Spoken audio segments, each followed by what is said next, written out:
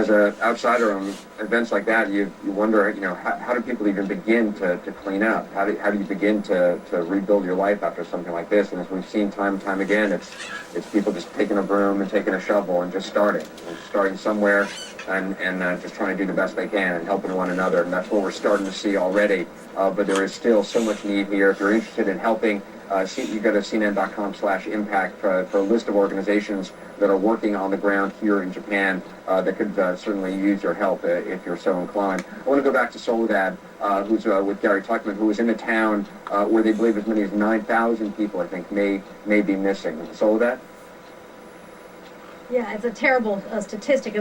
Kyung-Il was telling you just a moment ago about all these coastal villages that were not only hit by the earthquake, but then by the incoming tsunami that just roared through. Well, Gary Tuckman has been covering a little bit north of here and knows what that picture looks like. Tell me a little bit about how far up north you went from where we are, which is about an hour north of Sendai, the capital city in northern Japan. Right, earlier today we were an hour north of here. What's amazing about what we're seeing here, in Haiti, almost every neighborhood in Port-au-Prince was damaged. Here, if you're 3 or 4 miles away from the ocean, we don't see any damage whatsoever. Inland, which makes it clear the earthquake isn't what caused the damage, the tsunami. And when we were in this town, one thing we saw was damage that even a bomb couldn't do. Let's give you a look at what we saw.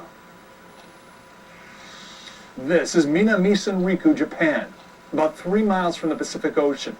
Never in my career of covering natural disasters have I seen a town so utterly pulverized, just completely mowed down.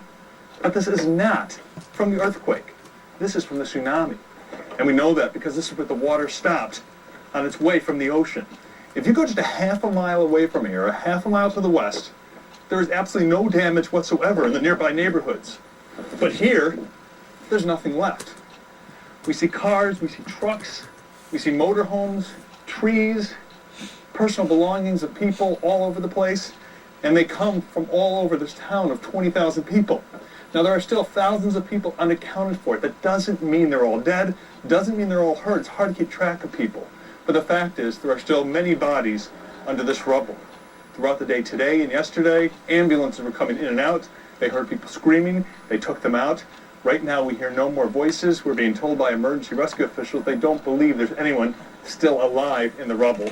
But as we said, there are still people who perished in this earthquake and the tsunami. I think what's really unusual about the situation is we drove across the country from the west coast of Japan to here on the east coast, and we saw virtually no damage whatsoever until we got to this spot 3 miles away from the Pacific Ocean.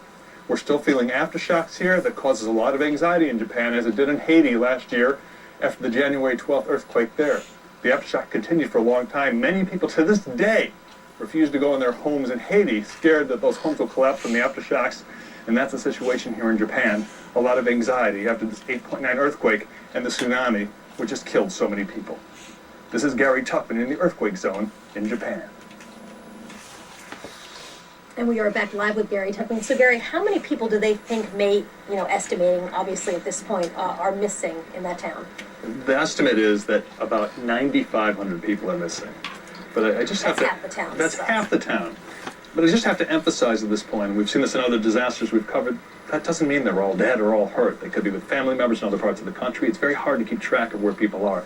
But we know it's very clear that the death toll in that little town will be very high. In this town where we are, about an hour south of where you were reporting, there's this elementary school that's 3 stories high. And when the alarms went off, everybody ran to the roof of that elementary school. Was there a similar structure where people could hope to save their lives when the tsunami sirens went off? Coincidentally, there's an elementary school there too, and a lot of people went there. And that particular elementary school is now being used as a shelter where people are getting food, water, and able to sleep amid the rubble of the neighborhood. It's unusual how many elderly people live there. I mean, we saw so many elderly people walking with canes, and these are people who spent their entire lives. I mean, these people grew up before World War II here in Japan and know the terror that inflicted this country.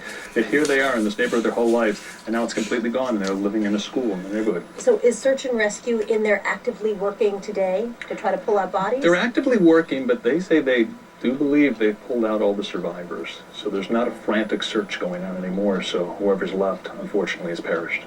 Does that figure, and I understand I'm sort of putting you on the spot to You're not, guess, you can ask me whatever you want. So you've covered a lot of disasters. 10,000 bodies buried under rubble, if that's around the estimate. Does that seem reasonable for a tiny village in terms of, as you know, bodies start to decompose and it becomes very clear when there's a massive, massive death toll? I think the good news is it's very unlikely the death toll is that high. It's a combination of factors. It's because, you mentioned it earlier, it's not pretty to talk about, but there is not a strong odor, which we smelled in Haiti. And also, we took a good search around and we didn't see bodies, and we would expect if the count was that high that we would have seen some, and we really didn't. So I suspect it's rather high, but not nearly as high as the 9,500 people who are missing. All right, so that is some good news. All right. Yeah. Gary Tuckman, thank you very much for that update. And Anderson, as you can see, that village very similar to this one, and we can keep going up the coast. You see, it's really dotted with these villages that are combination fishing villages and agricultural villages where the people really didn't have much opportunity to get out of the way of the tsunami with a lot of time once it hit, especially if they were elderly here. For folks in their 80s, we talked to one man who's lost both of his parents. He said there's just no way that they were going to be able to, in their 80s, make it out in time. Anderson? And we're going to be doing that Soledad over the next couple of days in our coverage, traveling all along the coast, getting to these small towns, these small villages, and bringing you people's stories, and also obviously covering this nuclear emergency, which is still ongoing. We're going to have an update about that coming out. But when we return, we're going to go back to Sendai, which is south of where Soledad is. Paula Hancock is standing by there. We're going to see what she has been witnessing this day, 3 days since the earthquake and tsunami roared through parts of Sendai. We'll be right back.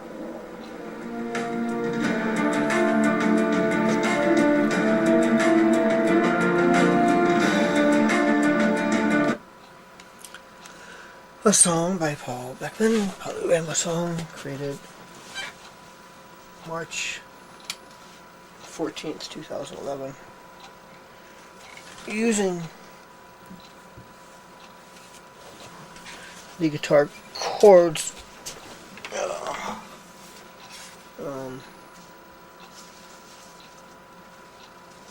A minor, E flat, F, and G7. The song is going to be called 99,500 still missing from one village alone. Half the village.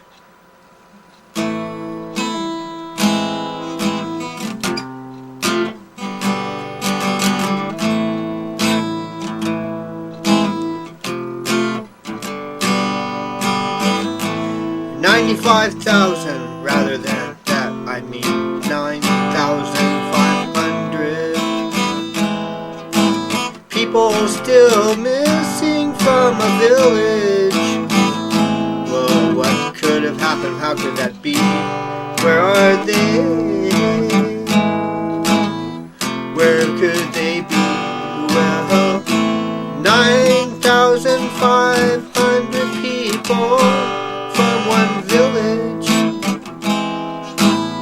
They appear missing. No one has seen hide nor hair of them. Where are they?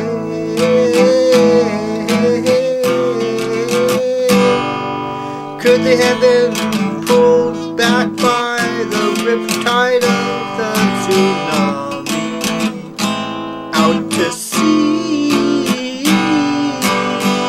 Could that have become their grave, the resting place of so many? Or are they underneath the rubble now? Rumble, rumble, tumble, tumble. Earthquake, tsunamis, oh my. Lions and tigers and bears, oh my, oh my, oh my, oh my. Rumble, rumble, rumble, rumble, tumble, tumble. Earthquakes and tsunamis, 8.9, 9.1. Oh my, where have you gone? Half a village in Japan, now where have you gone? Oh, and the famine now. Oh, so little food, no power, no heat, and it's getting colder.